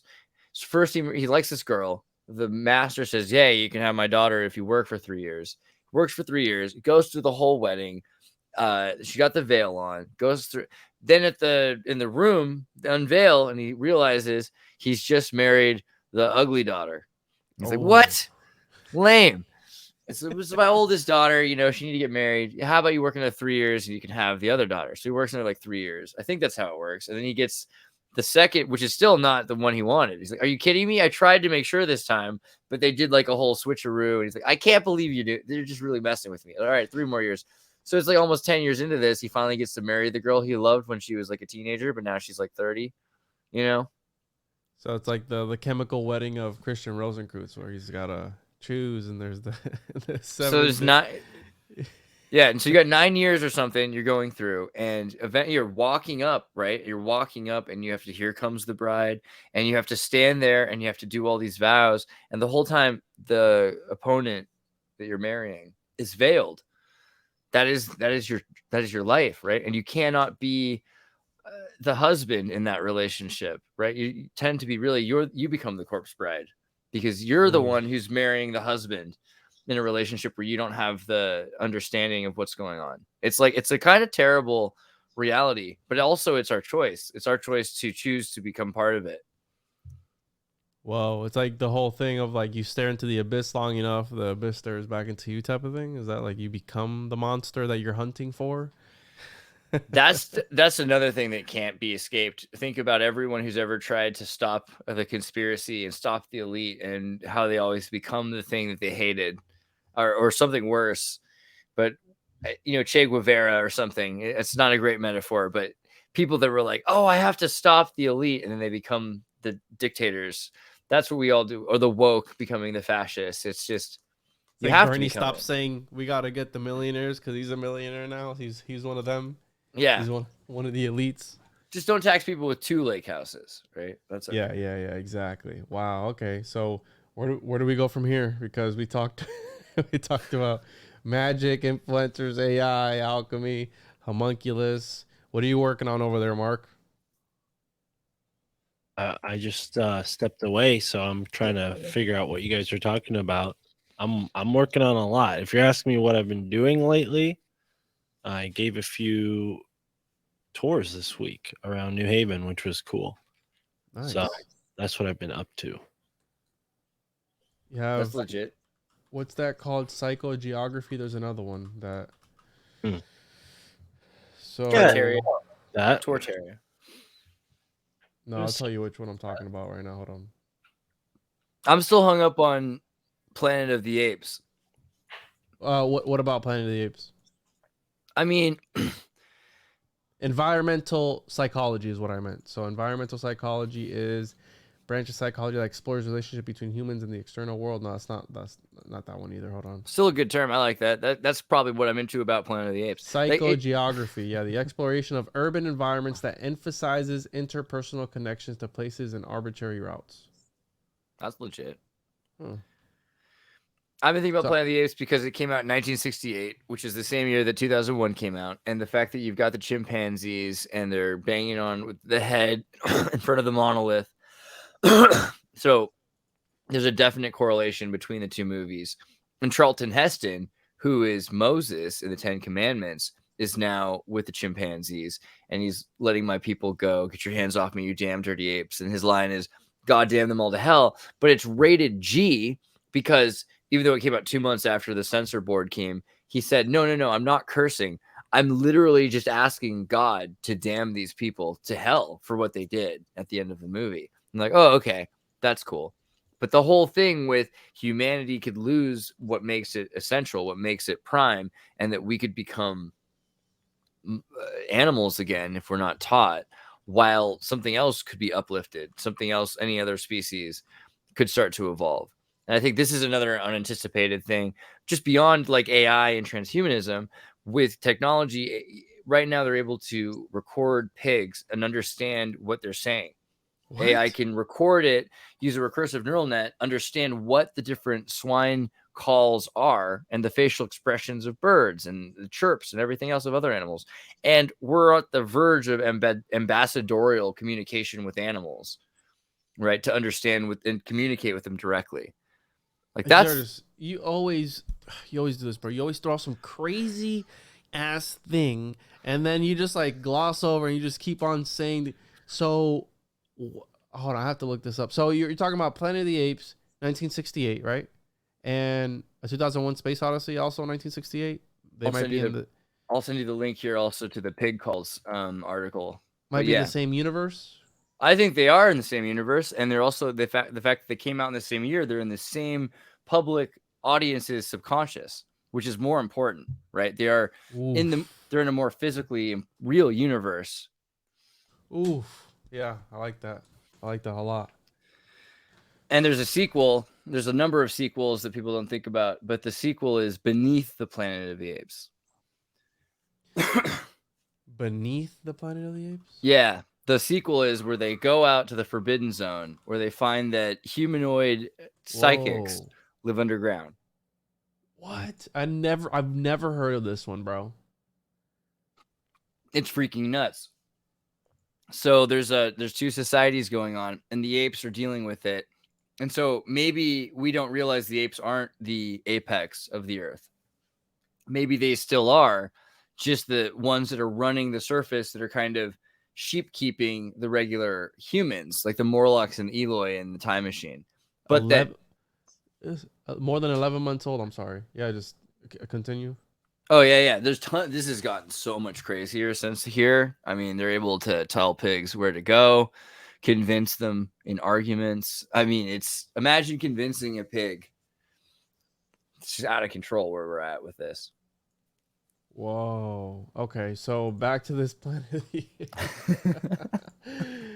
I'm writing these down because I gotta watch this. I know I've seen 2001: Space Odyssey so many times. I mean, right. And the follow up exactly. So the context of 2001 with Planet of the Apes is the thing. Planet of the Apes, really, I hadn't thought about its connection to it before, but it is. It's very much about it, and about as the man is becoming the Stargate, or he's becoming the Star Child. He's transhumanizing at the end of 2001.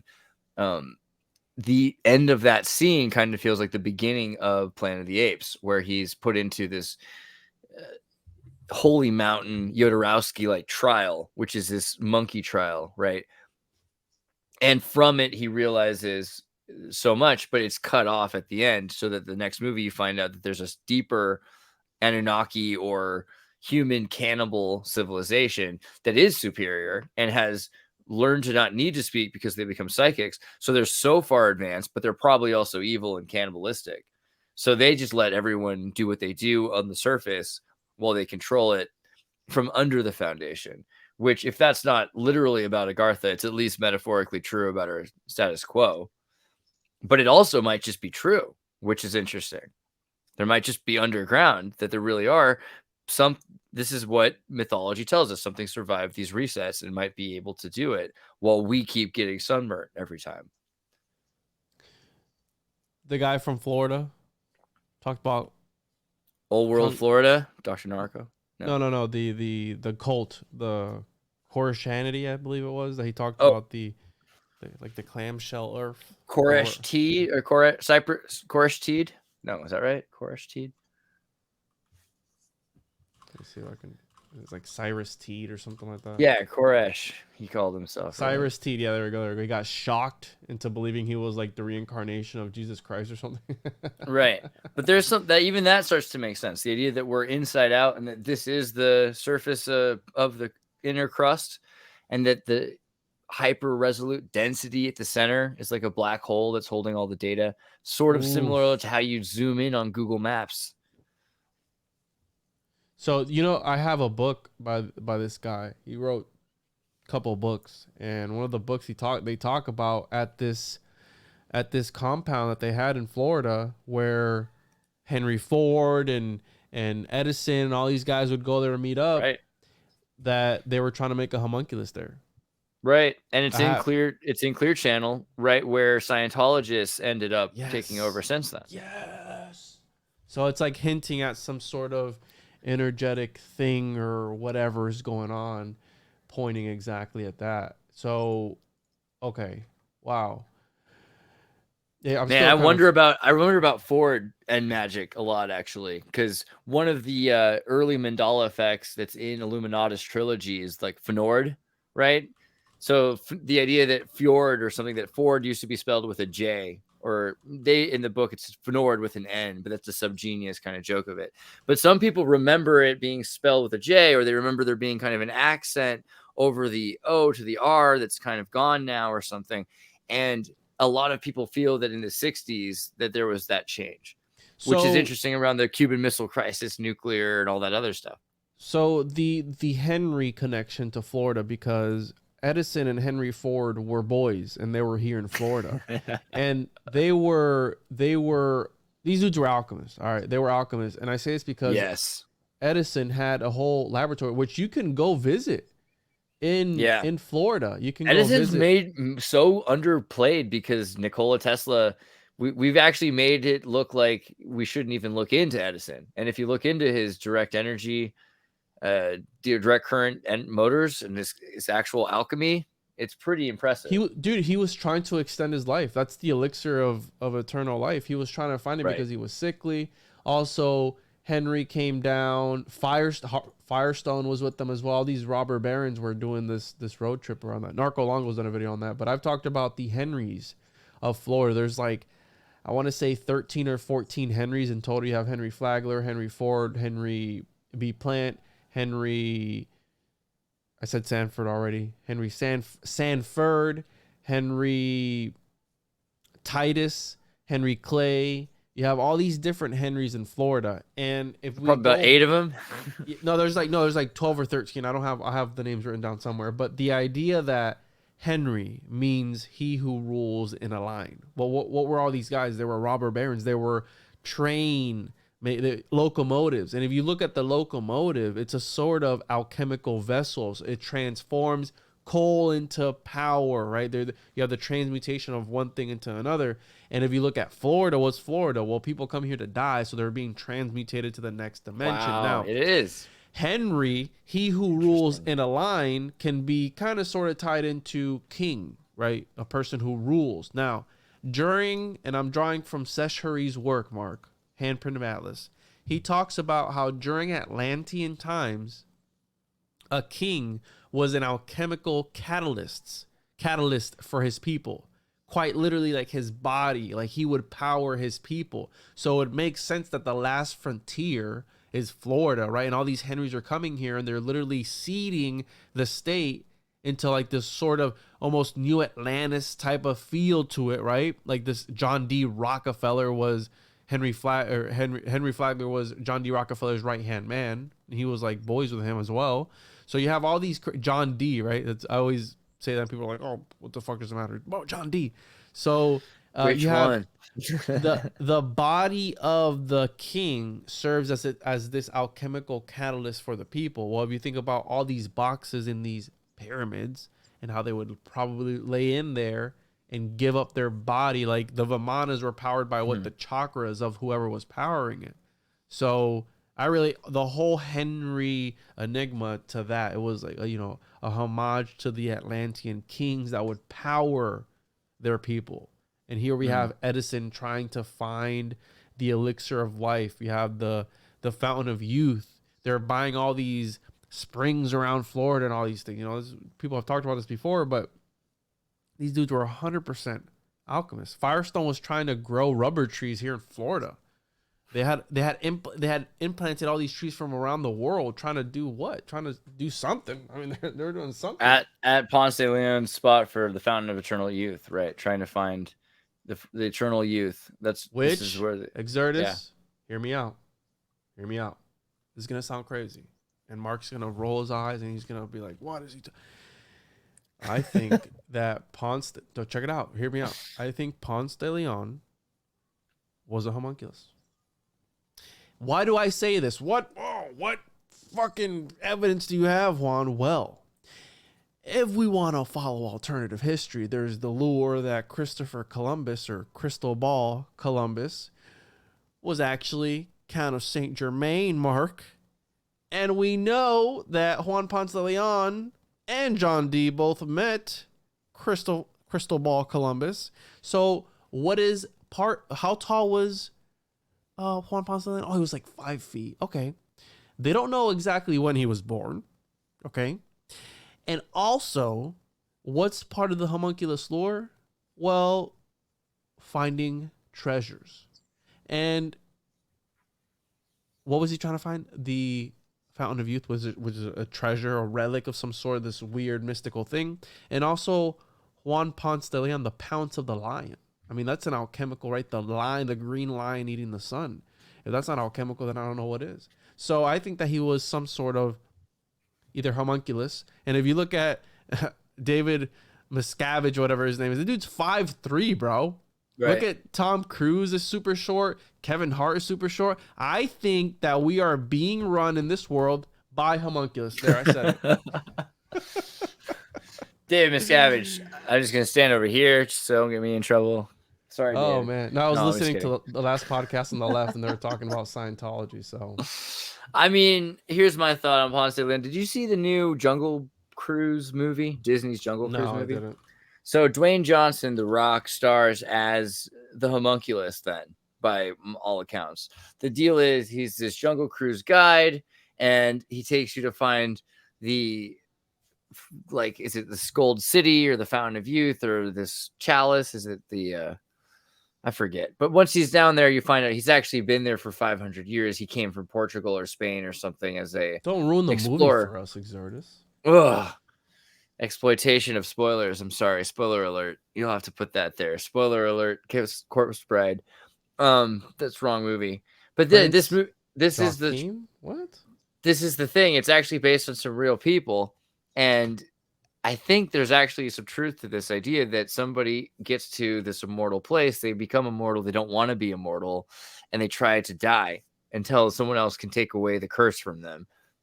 Right? That's the No, they pass it on to the person that takes it away from them. It should be like in Indiana Jones, like Indiana Jones should be stuck there, like with the cup. That's the way it should have worked, basically.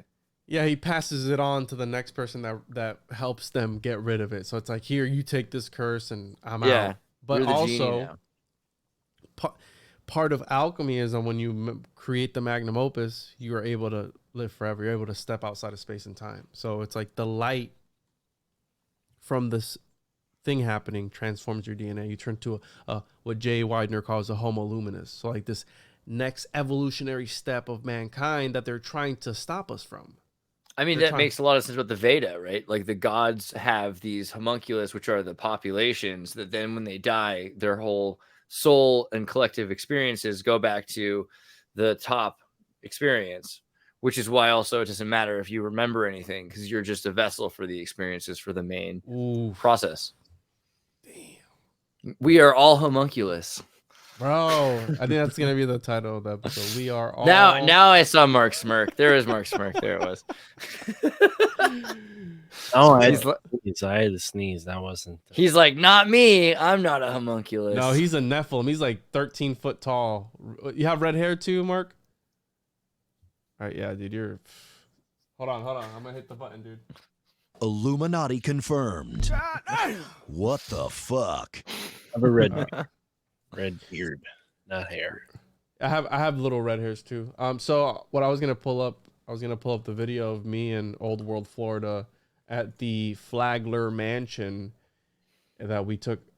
I took a video of him, and he, the one of the biggest trees. I think it's I want to say it's a kapok tree. I want to say Baobab. So a baobab tree.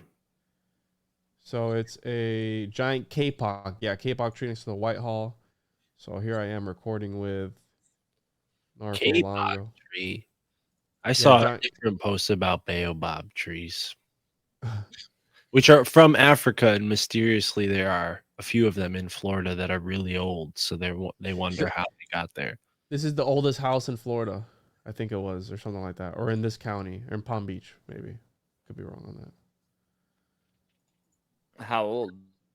I forgot. We went up to it and we looked at it, but I didn't record anything. So this is the tree, dude. It's giant when you stand next to it. Over the fence? No, you can't go over the fence. They put up a fence here. Yeah, it grew over it. Yeah, over the fence. Wow. This thing is massive though, dude. Rated the fence. How old is that fence? How long did it take for that root to just absorb the whole fence like that? Jeez. I think they might have built around it, Mark. I'm not sure. Maybe I got another angle. Oh, maybe the fence goes like right up to it. Wow. Who knows? These people started fence. Wow, look at that superstar. I know. He gets it. He's Mr. Hollywood, Florida down there, dude. Yeah, he's a celebrity. He's a eccentric guy. I mean, No, I love Narco. I love Narco. Yeah, He's- yeah, Dark Knight was great. So yeah, we went there, and there's something again about that place, and also I forgot where it was that. I think. Hold on, let me look this up. I think Henry Ford's soul is in some jar or something like that. So Henry Yes, go Ford- on. Tell me more. Yeah. Oh, so he moved to West Palm Beach. Henry Ford became a believer of reincarnation. Belieber? And Is he also like? Is that something to do with Justin Bieber? Why'd you say belieber? I'm just being stupid. So collection unofficially known as Henry Ford tributes. Da da da. So the wall hanging. What? He had this wall. Is this his? What is Is this? it a duck? I don't even know. I don't my even know. God. It's a obelisk with 3 pyramids, some eye-looking thing, and then this. A sphinx wearing a gas mask? I can't tell what's going on.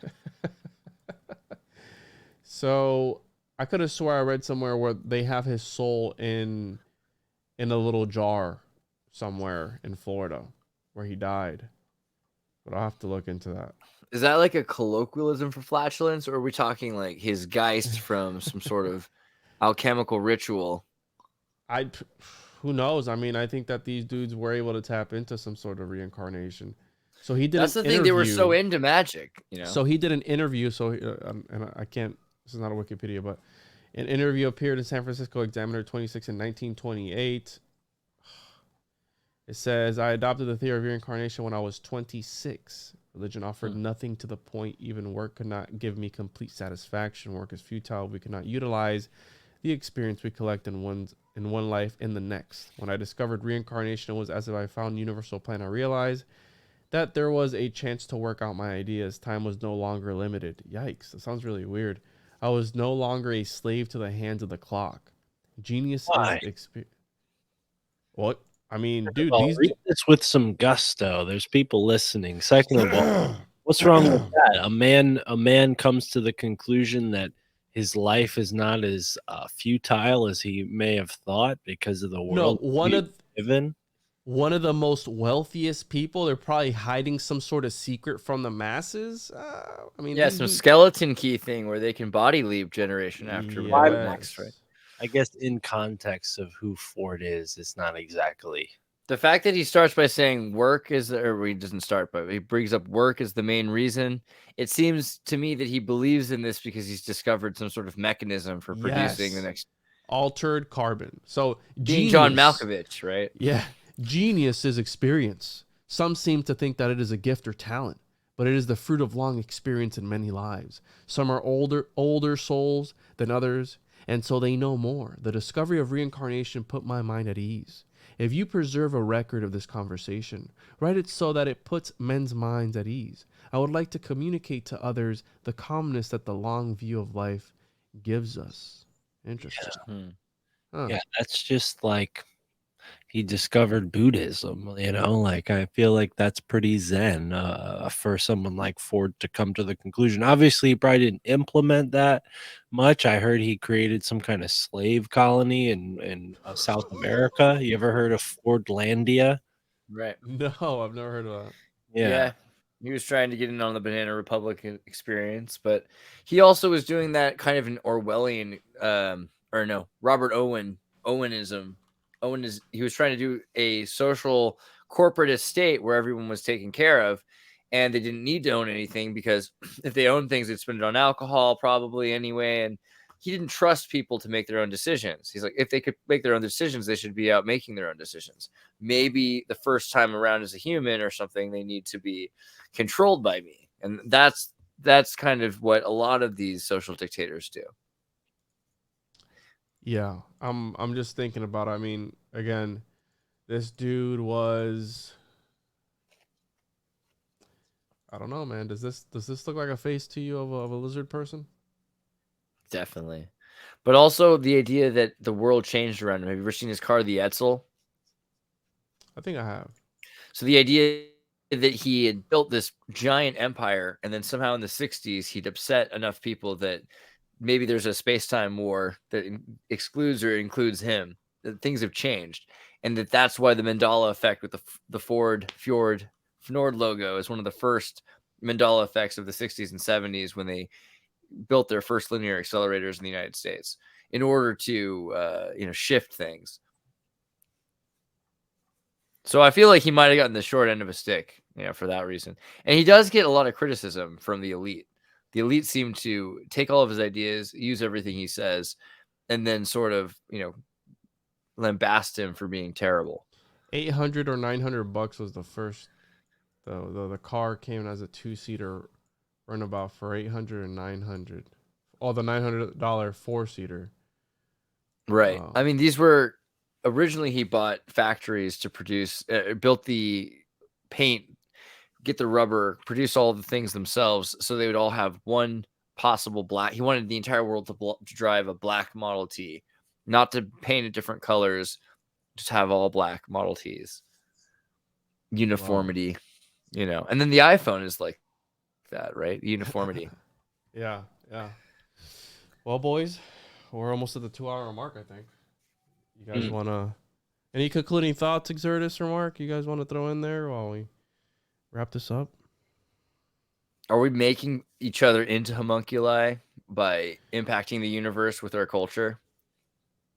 Memes? Memetics, right? Memetics, the spread of ideas. And yeah, I think so. I think, yeah.